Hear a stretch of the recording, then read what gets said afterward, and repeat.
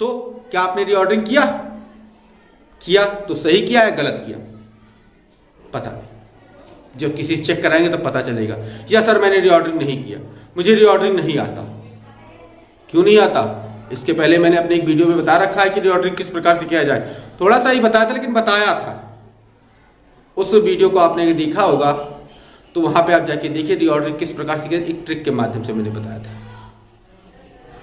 जिन्होंने नहीं देखा कोई बात नहीं, मैं हूं हाजिर। आज मैं हाजिर हूं और आपको रीऑर्डरिंग ही करा के जाऊंगा। और एक गारंटी लेता हूं कि वीडियो में यदि आखिर तक बने रहे तो रीऑर्डरिंग आपको मैं सिखा के छोड़ूंगा। रीऑर्डरिंग आपके लिए मैं छोड़ के जाने वाला नहीं हूं, रीऑर्डरिंग मैं आपको सिखा के ही जाऊंगा आज। तो वीडियो में इसके लिए आपको आखिरी तक बने रहना होगा। तो वीडियो को छोड़ के अगर चले गए, मेरे लेक्चर को छोड़ के चले गए, तो आप रीऑर्डरिंग जान नहीं पाएंगे। तो रीऑर्डरिंग सीखने के लिए आपको लेक्चर में लास्ट तक बने ही रहना होगा। Good morning friends, welcome to excellence classes. और आज चलते हैं हम लोग अपनी रीऑर्डरिंग सीखते हैं। लेकिन उसके पहले चैनल को सब्सक्राइब नहीं किया है तो अभी सब्सक्राइब कर लीजिए, क्योंकि चैनल अगर सब्सक्राइब करके रखते हैं और साथ ही साथ बेल नोटिफिकेशन में जाके ऑल नोटिफिकेशन ऑन कर देते हैं तो सुबह 7 बजे मेरा वीडियो आप तक पहुंच जाता है, जिसमें मैं आपको एक नए टॉपिक की जानकारी देता हूं। अपने रीऑर्डरिंग की तरफ। रीऑर्डरिंग का पहला रूल क्या है, चलिए देखते हैं। तो पहले नियम के अनुसार हम लोग करते क्या है, सेंटेंस में सबसे पहले सब्जेक्ट को पहचानते हैं। रीऑर्डरिंग करते समय सबसे पहले हम लोग सब्जेक्ट को पहचान लेंगे। सब्जेक्ट के बाद हम लोग देखेंगे वर्ब कहां पे है, और वर्ब के बाद हम लोग देखेंगे उसकी ऑब्जेक्ट कहां पे है। यानी सब्जेक्ट, वर्ब, ऑब्जेक्ट। ये सेंटेंस, इंग्लिश का सेंटेंस जो बनता है वो कुछ इस प्रकार से बनता है कि पहले हम लोगों को सब्जेक्ट मिल जाएगा, इसके बाद हम लोगों को वर्ब मिल जाएगी और फिर ऑब्जेक्ट मिल जाएगा। तो ये तो नॉर्मल से सेंटेंस होते हैं, इनको आप जानते हैं कि इनको आपको करना ही करना है। और अपने पिछले वीडियो लेक्चर में जो रीऑर्डरिंग से संबंधित मैंने दिया था उसमें भी मैंने बताया था कि सेंटेंस को किस प्रकार से छांट के लिखा जाता है। लेकिन आज के इस वीडियो में मैं आपको बताने वाला हूं कि सेंटेंस कैसे करते हैं। मैं सब जो सेंटेंस मैं खुद भी करूंगा और आपसे भी करवाऊंगा। तो यहां देखिए क्या, सब्जेक्ट, वर्ब और ऑब्जेक्ट, ये 3 ऐसे सेंटेंस का यही स्ट्रक्चर आपको मिलने वाला है। किसी भी इंग्लिश के सेंटेंस को पढ़ लीजिए, उसका स्ट्रक्चर हमेशा यही मिलेगा। या तो ये मिलेगा और या तो ये मिलेगा सब्जेक्ट, और सब्जेक्ट के साथ हम लोगों को जो मिल जाएगा ये वर्ब। वर्ब की जो कैटेगरी बनी होती है ये मिल जाएगी। इसमें मॉडल भी हो सकती है, ऑक्सिलरी भी हो सकती है, जो कुछ उसी के अनुसार वर्ब की कैटेगरी में सब आ जाते हैं। और ऑब्जेक्ट की कैटेगरी में वो सारे आ जाते हैं जिसमें हमारे पास कॉम्प्लीमेंट आ सकता है। ये ऑब्जेक्ट जो मेन है, जो ऑब्जेक्ट में 2 प्रकार के, डायरेक्ट ऑब्जेक्ट और इनडायरेक्ट ऑब्जेक्ट, और इसी के साथ साथ फ्रेजल वर्ब भी आ सकती है, एक फ्रेज भी आ सकता है। ये सारी चीजें इसके ऑब्जेक्ट की कैटेगरी में आ सकती है। ये सारी चीजें मैंने आपको अपने पहले वीडियो लेक्चर में अच्छे से क्लियर की है कि ऑब्जेक्ट की कितनी कैटेगरी होती है, ऑब्जेक्ट कितने पार्ट में बांटा जाता है। अगर रीऑर्डरिंग आपको समझना है, आपको पार्ट्स ऑफ सेंटेंस आने चाहिए, और पार्ट्स ऑफ सेंटेंस को मैंने अपने पहले वीडियो लेक्चर में क्लियर किया था। ऊपर आई बटन पे उसका लिंक मिल जाएगा। तो आपको पार्ट्स ऑफ सेंटेंस आपको अच्छे से आने चाहिए। पार्ट्स ऑफ सेंटेंस के अंतर्गत ये सारी चीजें बताई जाती है।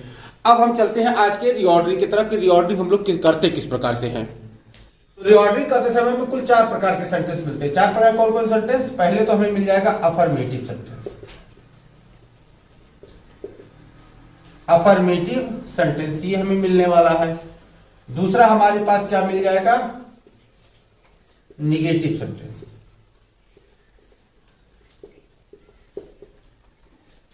तीसरा हमें मिल सकता है इंट्रोगेटिव सेंटेंस।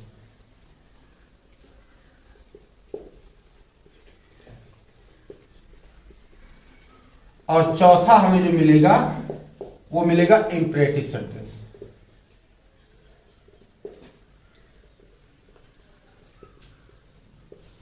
अब इसके अंतर्गत कई सारे सेंटेंस आपको मिल सकते हैं। सेंटेंस में जो कॉम्प्लेक्स भी मिल सकता है, कंपाउंड भी मिल सकता है, सारे कई प्रकार के सेंटेंस मिल सकते हैं, लेकिन मिलेंगे इन्हीं कैटेगरी के अंतर्गत। तो एक एक करके हम लोग जानते हुए चलते हैं कि एक एक कैटेगरी को किस प्रकार से हम लोग छांटेंगे और किस प्रकार से उसका रीऑर्डर करेंगे। सबसे पहले हम लोग आ जाते हैं अपने अफर्मेटिव सेंटेंस की तरफ। तो अफर्मेटिव सेंटेंस को ट्रांसलेट करते समय सबसे पहले आपको क्या करना है? सबसे पहले आपको वर्ब का सिलेक्शन करना है।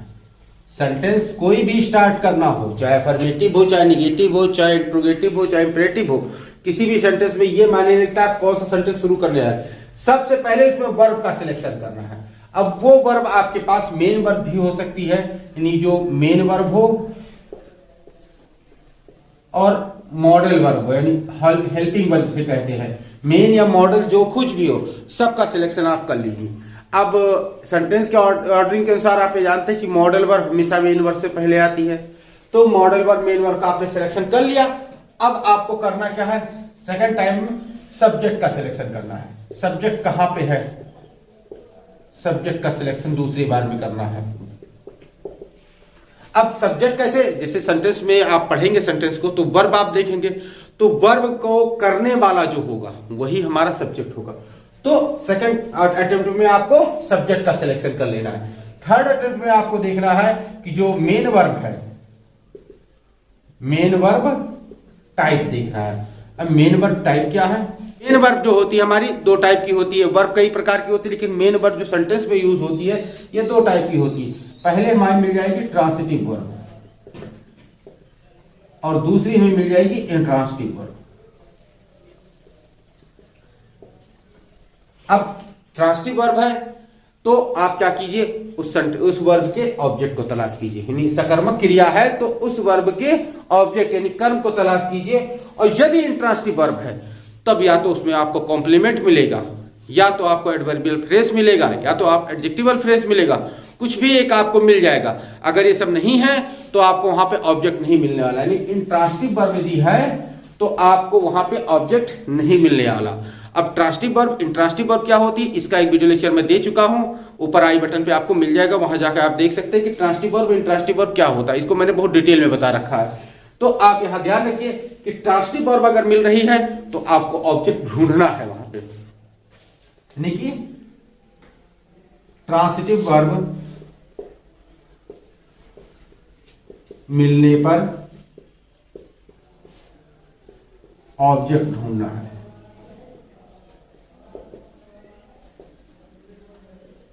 ठीक है, ट्रांसिटिव वर्ब मिलने पर ऑब्जेक्ट ढूंढना है। और इंट्रांसिटिव वर्ब पे तो यहां पे आखिरी में आपको इंट्रांसिटिव वर्ब मिलने पर कॉम्प्लीमेंट या एडवर्बियल फ्रेज ढूंढना है।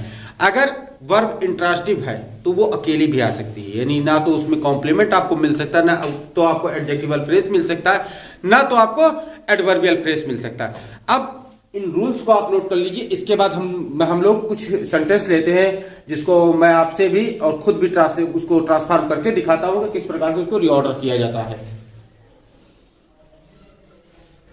तो आगे बढ़ने से पहले हम लोग सेंटेंस अभी नहीं लेते, पहले दो एक टाइप के सेंटेंस का जो रूल है उसे क्लियर किए देता हूं, तब मैं सेंटेंस लेकर आपको आगे बढ़ना शुरू करता हूं। तो यहां पे पहला रूल है कि यदि सेंटेंस निगेटिव में है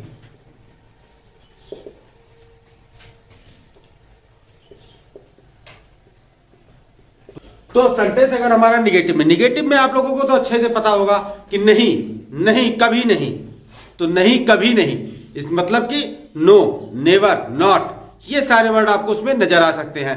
और 100% अगर सेंटेंस निगेटिव है तो आपको ये सारे वर्ड नजर आएंगे ही आएंगे।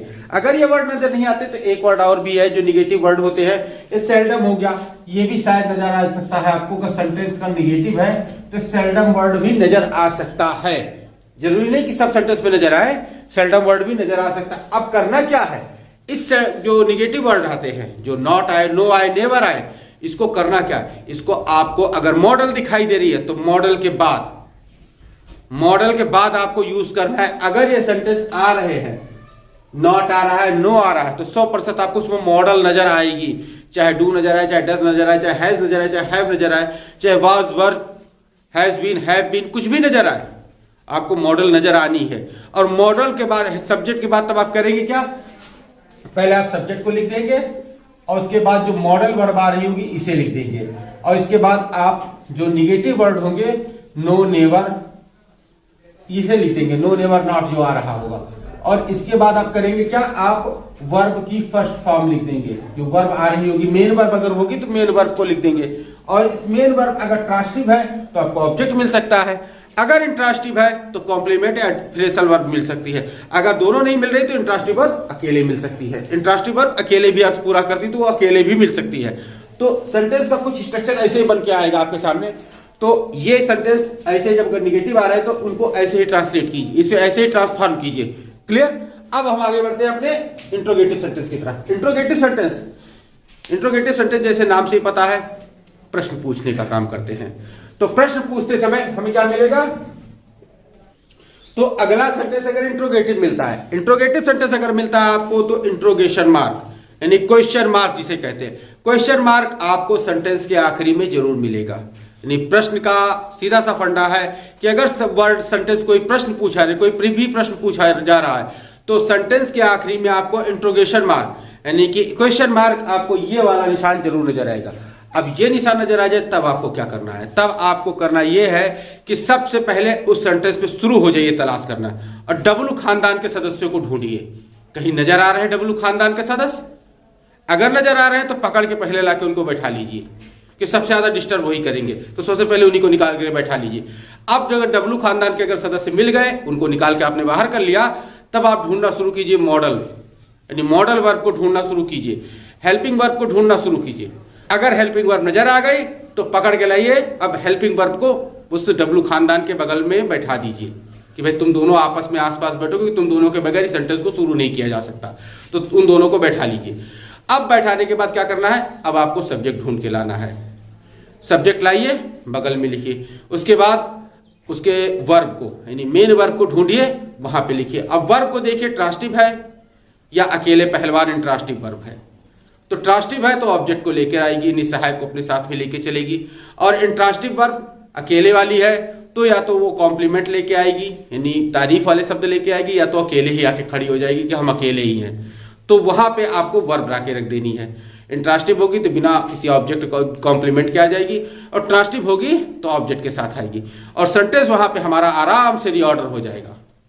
अगर वहां पे ऑब्जेक्ट के बाद कोई अदर वर्ड नजर आ रहा है, जैसे टुमारो हो गया, यस्टरडे हो गया, टुडे हो गया, टुनाइट हो गया, इवनिंग हो गया, ये सारे वर्ड आखिरी में नजर आते हैं। कुछ समय दिया होगा वो आखिरी में नजर आएगा, तो वहां पे उसके बाद अदर वर्ड को आप सेंटेंस अदर वर्ड जो आएंगे उसमें उसको यूज कर देंगे। क्लियर? आराम से आपका सेंटेंस जो इंट्रोगेटिव सेंटेंस होगा वो रीऑर्डर हो जाएगा। ठीक, तो ये मैंने आपके लिए इंट्रोगेटिव सेंटेंस का स्ट्रक्चर लिख दिया कि सबसे पहले WH वर्ड अगर वो वहां पे मिल रहा है तो आप WH वर्ड सबसे पहले रखेंगे।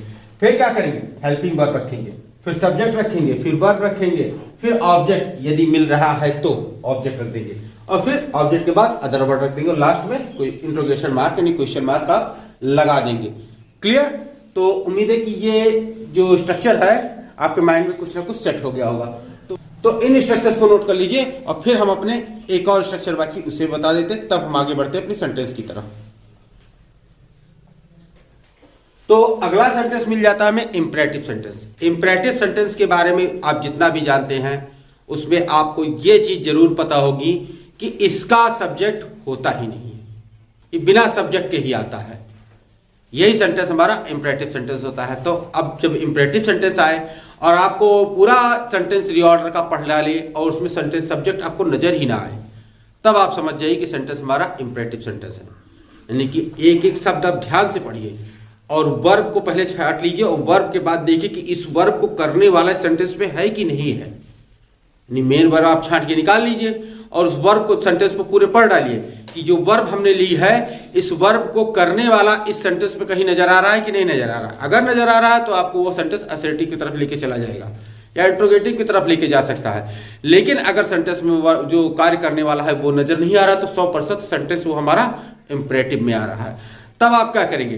तब आप सीधी सी बात है कि आप अगर सेंटेंस में डू नॉट या डज नॉट कहीं नजर आ गया तो आप उसे सबसे पहले लिख लेंगे।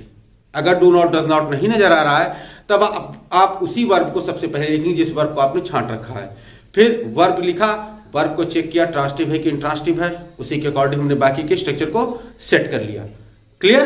कि यहां पे अगर यदि सब्जेक्ट नहीं नजर आ रहा है तो सेंटेंस हमारा इंपरेटिव सेंटेंस में जा रहा है। ठीक, चलिए इसे मैं लिख देता हूं आपके लिए। तो ये है हमारा इसका जो एक सेंटेंस बनाने का जो स्ट्रक्चर होता है, कुछ इस प्रकार से एक स्टेटमेंट मैंने लिख दी है कि यदि सेंटेंस में रीऑर्डर करते समय सब्जेक्ट ना मिले तो सेंटेंस इंपरेटिव होता है। ऐसे सेंटेंस यदि सेंटेंस नेगेटिव में नहीं है तो वर्ब को सबसे पहले लिख देते हैं और उसके बाद ऑब्जेक्ट या अन्य शब्दों को लिखते हैं। यदि सेंटेंस नेगेटिव में है तो नेगेटिव वर्ड सबसे पहले लिखे जाते हैं। क्लियर? चलिए इस स्टेटमेंट को नोट कर लीजिए। अब इसके बाद हम लोग अपने कुछ सेंटेंस लेते हैं और उनको रीऑर्डर करते हैं। तो अब आपको चलते हैं अपने एक्सरसाइज की तरफ लेकर। इसमें आपको ऐसे कुछ देखने को मिलेगा, frame the correct sentence by reordering the words. यानी सेंटेंस आपको रीऑर्डर करने के लिए मिलेंगे, तो इसके वर्ड्स को आपको जंबल करके एक दूसरे में मिक्स करके दे दिया जाएगा कि भाई इसे छांटो बीनो, सेंटेंस को फिट करो। ये आपके सामने आ जाएगा। और सेंटेंस कैसे आ जाएंगे? This, in, sell, they, fruit, shop, ये ऐसे सेंटेंस है। जिन्होंने उस जो अभी मैंने फॉर्मूला बताया, जिनके दिमाग में फॉर्मूला है वो तो अभी फटाफट कर लेंगे, या कुछ लोग अपने अंदाजे से इस सेंटेंस को रीऑर्डर कर सकते हैं। लेकिन सारा सेंटेंस आप अंदाजे से रीऑर्डर करें ये जरूरी नहीं है। उसके लिए आपको ट्रिक, टिप्स, फॉर्मूले आने चाहिए। तो यहाँ पे ये क्या हो जाएंगे कि पहले सबसे पहले हमने क्या बताया था कि पहले सबसे आप लोग उस वर्ब को छांट लीजिए। पहला काम आप कीजिए, वर्ब छांटे। तो वर्ब हमारे पास सेल आ रही, बेचना, वर्ब को छांटा। अब बेचने का काम कौन कर रहा है, कौन बेच रहा है? दे। ठीक है, तो सर यानी कि दे सबसे पहले हमें मिल जाएगा, ये सब्जेक्ट मिल गया, और उसके बाद हमने लगा दिया सेल। अब क्या है ये सेल? ट्रांसिटिव वर्ब है कि इंट्रांसिटिव वर्ब है? बेचना, जैसे तुम बेचते हो, तो ये सेंटेंस आपको इनकम्प्लीट सा नजर आ रहा है। अर्थात सेल, बेचना ट्रांसिटिव वर्ब है। अब ट्रांसिटिव वर्ब है तो इसका ऑब्जेक्ट आपको ढूंढना है। तो क्या बेचते हैं? कहां? फ्रूट्स, है ना? तो यहां पे ये फ्रूट ही इकलौती बेचने वाली चीज है, इन द शॉप। इसके बाद ये आपको अदर वर्ड मिल गया, in this shop, in this. अब ये है दूसरा सेंटेंस। दूसरा सेंटेंस क्या है?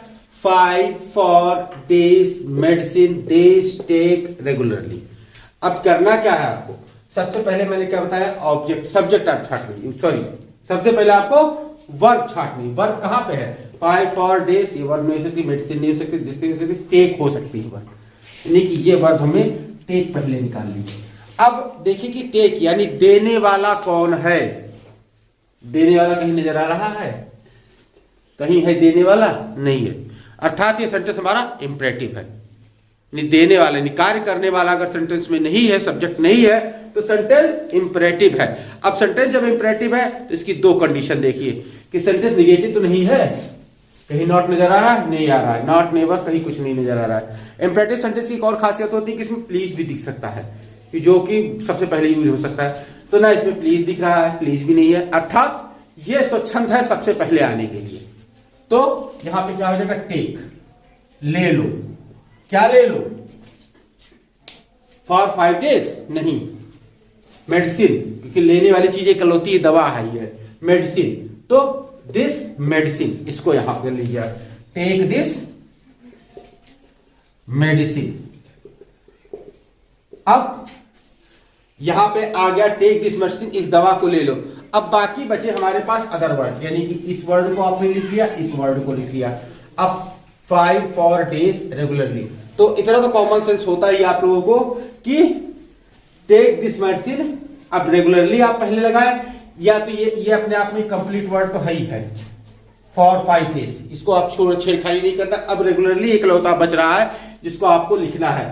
तो यहां पे आपको करना क्या है कि जब मैंने बताया समय वाली चीजें आती है, जो समय बता रही हूं सेंटेंस में कहीं पर भी, तो उसे सबसे लास्ट में डालते हैं। तो ये समय बता रही है, टाइम डिनोटिंग वर्ड्स है, सेंटेंस है। तो आप क्या करना है? आप रेगुलरली को पहले लाके देना है, रेगुलरली, और फिर फॉर 5 days, फॉर 5 days। ठीक, समझ में आया? उम्मीद है कि ऐसे सेंटेंस आपको अच्छे समझ में आ गए होंगे कि रीऑर्डरिंग किस प्रकार से किया जाता है। तो चलिए इसे नोट कर लीजिए, फिर एक दो सेंटेंस और ले लेते हैं जल्दी से।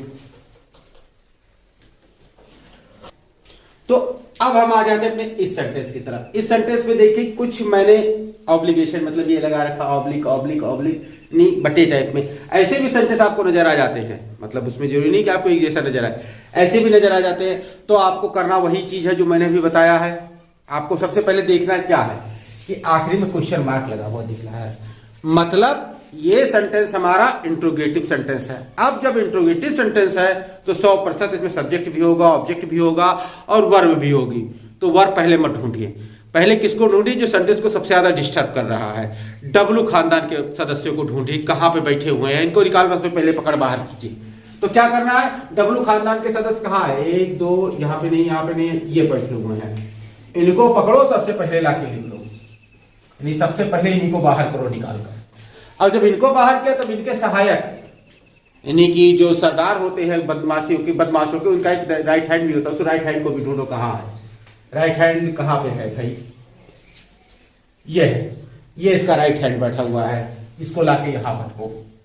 अब ये दोनों तो आ गए बाहर, सबसे किनारे की तरफ कर दिया कि अब ये डिस्टर्ब नहीं करेंगे। अब हम चलते हैं अपने सब्जेक्ट की तरफ। सब्जेक्ट कहां पे है, अब वर्ब पहले ढूंढ लो, वर्ब क्या है, गॉन, वर्ब गॉन हमें मिल रही है, ठीक है। अब जाने वाला कौन है, जाने वाला कौन है, रोहन है, रोहन जाने वाला है, अर्थात अब उसके बाद हमें रोहन मिल जाएगा। अब क्या आएगा, रोहन के बाद अब हमें वर्ब का यूज कर देना है, क्योंकि हेल्पिंग वर्ब जो थी वो बाहर ही आ गई, तो अब हमें मेन वर्ब का यूज कर देना है। अब वेयर हैज रोहन गॉन, अब क्या आ रहा है, अब तो रोहन भी हो गया, गॉन भी हो गया, वेयर भी हो गया और हैज भी हो गया, इतने वर्ड आपके हो गए। अब बचा क्या हमारे पास, this, by, train, the, evening, in. अब करना क्या है, आपको समय डिनोटिंग वर्ड, अभी बताया है कि समय डिनोटिंग वर्ड सबसे लास्ट में जाएंगे, तो सबसे लास्ट में जाने के लिए आपको कौन सा वर्ड आपको दिख जाएगा, इवनिंग नजर आ जाएगा, ये लास्ट में आपका चला जाएगा और आपको इन नजर आ जाएगा। हाँ, ये चीज ध्यान रखिए कि कभी भी टाइम डिनोटिंग वर्ड में 3 चीजें आपको मिलती हैं, मॉर्निंग मिल गया, इवनिंग मिल गया और नाइट मिल गया, कि सुबह, शाम, रात में।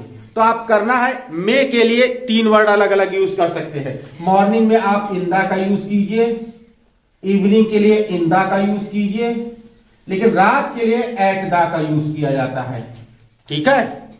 मॉर्निंग और इवनिंग के लिए इंदा का यूज किया जाता है, तो रात के लिए एट दा का यूज किया जाता है। अब आपके आधे क्वेश्चन का आंसर तो मैंने यहीं पे दे दिया, क्या दे दिया, इवनिंग नजर आ गई, इवनिंग भी नजर आ गया, तो मतलब दा भी इसी के साथ जुड़ जाएगा, हमारा दा भी जुड़ गया। अब बचा क्या, बाई बचा, दिस बचा, ट्रेन बचा। बाई प्रीपोजिशन है, यूज कर लिया बाई, और बाई के बाद हमने दिस ट्रेन को यूज कर लिया, बाई दिस ट्रेन। अब बचा क्या हमारे पास, in the evening, clear. Sentence हमारा रीऑर्डर हो गया और एक एडिशनल जानकारी भी आपको मिल गई। तो उम्मीद है रीऑर्डरिंग आपको आपने अच्छे समझ लिया होगा। तो चलिए इस सेंटेंस को नोट कर लीजिए।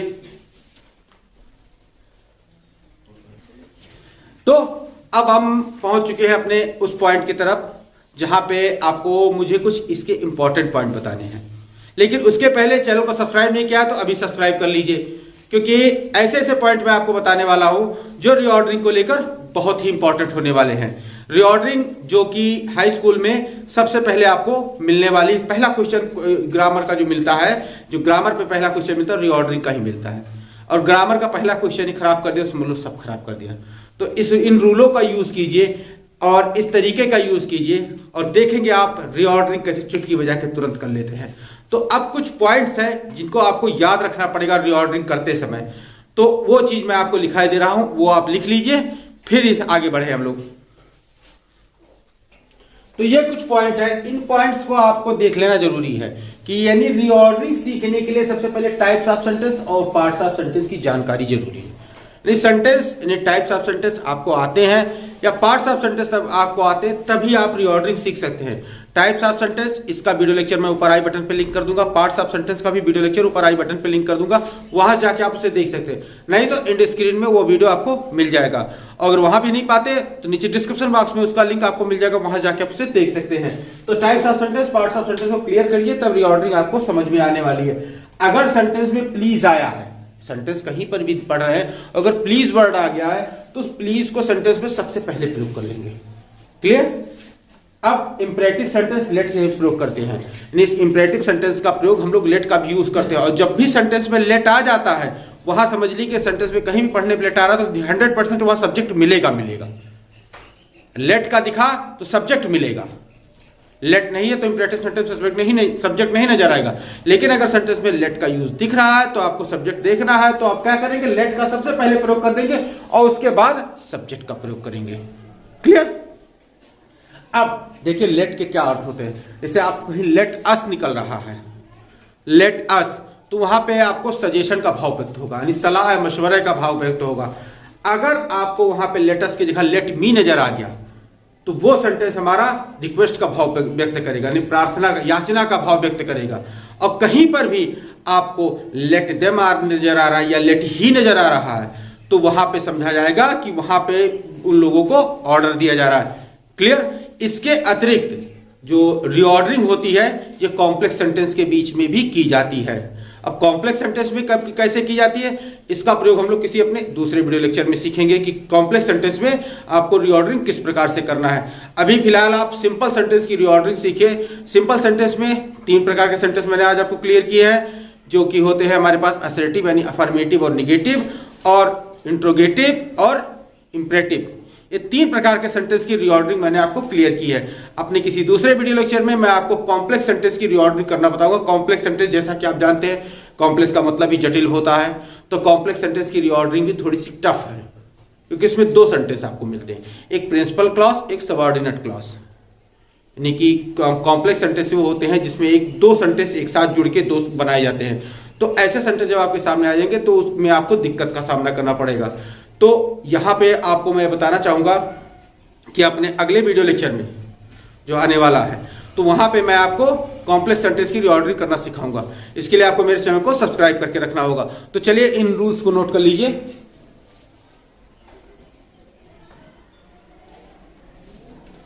तो स्टूडेंट्स इसी के साथ आज का वीडियो लेक्चर समाप्त किया जाता है। आज आपको फुर्सत देता हूं मैं, अगर आपने सारे रूल्स को अच्छे से लिख लिया है और अच्छे से इनकी प्रैक्टिस करेंगे तो ये मेरी गारंटी है कि रीऑर्डरिंग आपके लिए कभी फंसने वाली नहीं है।